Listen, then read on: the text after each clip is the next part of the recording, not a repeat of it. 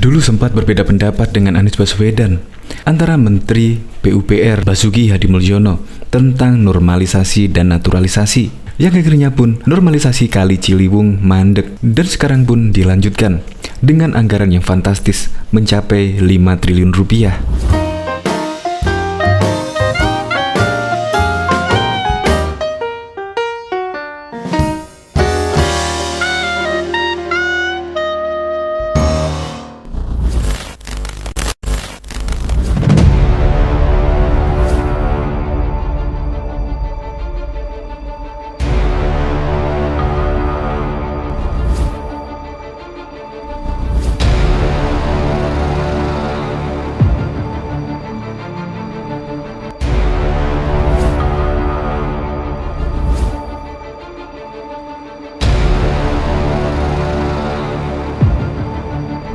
Wakil Gubernur DKI Jakarta Riza Ahmad Patria memberikan pernyataan terkait program normalisasi sungai di Jakarta.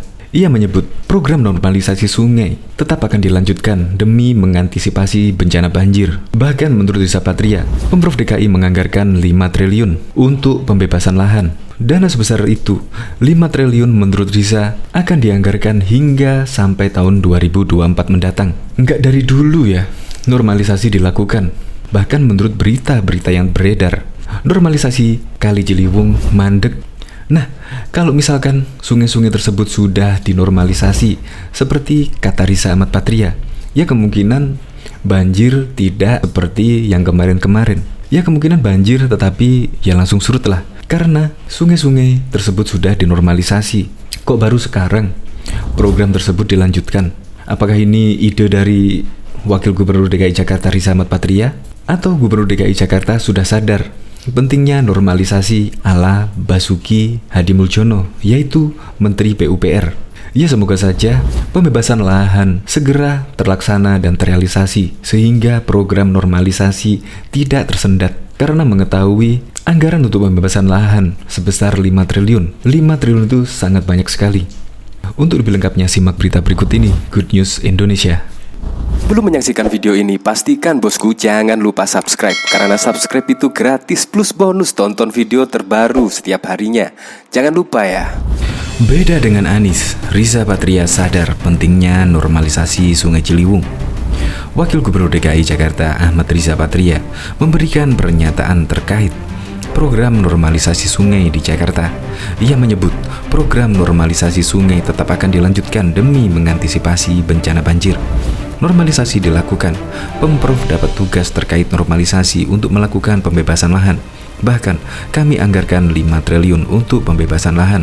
Dan kami akan koordinasikan terus dengan berbagai stakeholder, kata Riza di Jakarta Minggu 7 Maret 2021, dilansir dari Antara.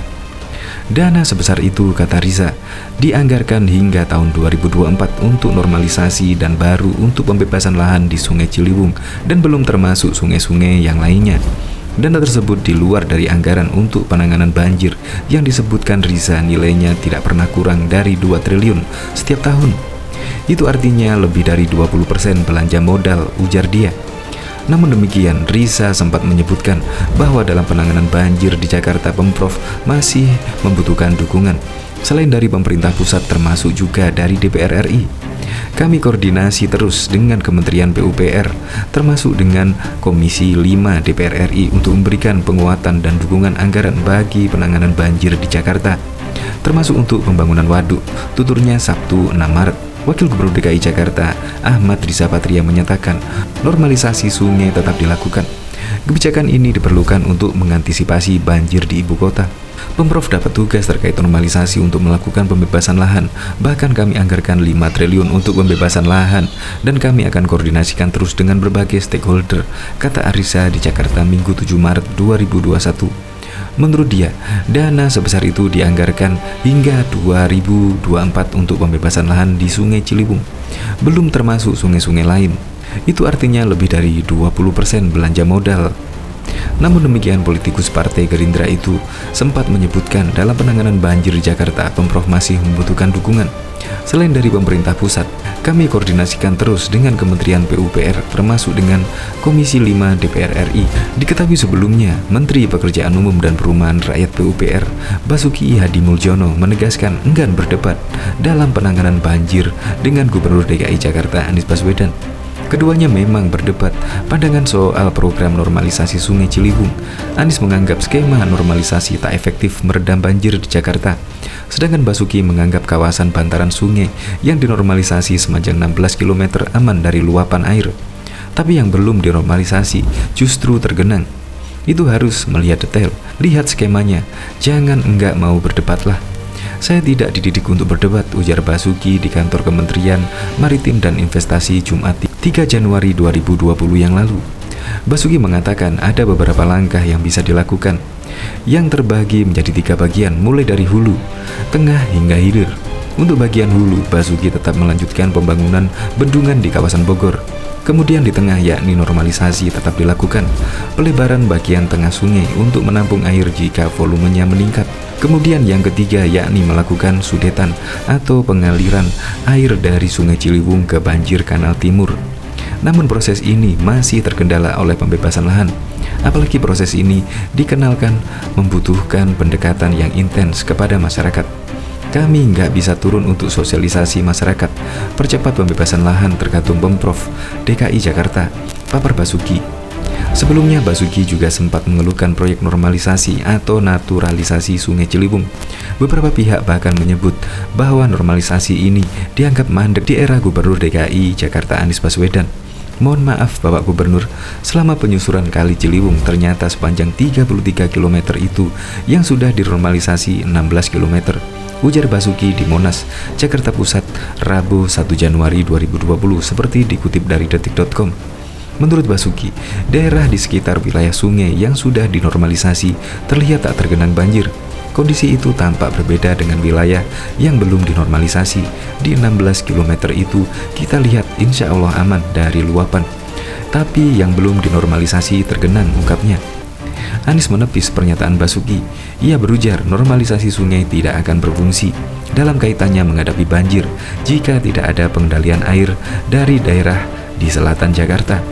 Jadi, selama air dibiarkan dari selatan masuk ke Jakarta dan tidak ada pengendalian dari selatan, maka apapun yang kita lakukan di pesisir termasuk di Jakarta tidak akan bisa mengendalikan airnya, kata Anies dilansir CNN Indonesia, Kamis 2 Januari 2020 yang lalu.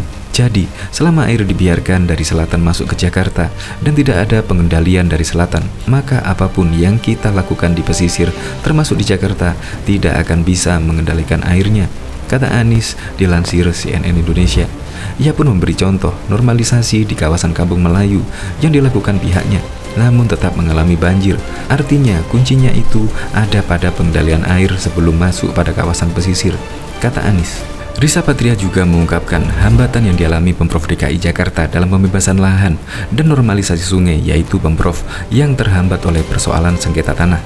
Pembebasan lahan tuh banyak masalahnya. Satu, banyak yang bersengketa masih di pengadilan, ujarnya pada hari Jumat 5 Maret 2021 kemarin. Ada yang menggugat dan sebagainya, ada yang intervensi ke pengadilan, terjadi gugat-menggugat, ungkapnya. Menurut politikus Partai Gerindra itu, pembebasan lahan di ibu kota menelan biaya yang lebih besar daripada wilayah lainnya ketika Pemprov memiliki anggaran yang terbatas.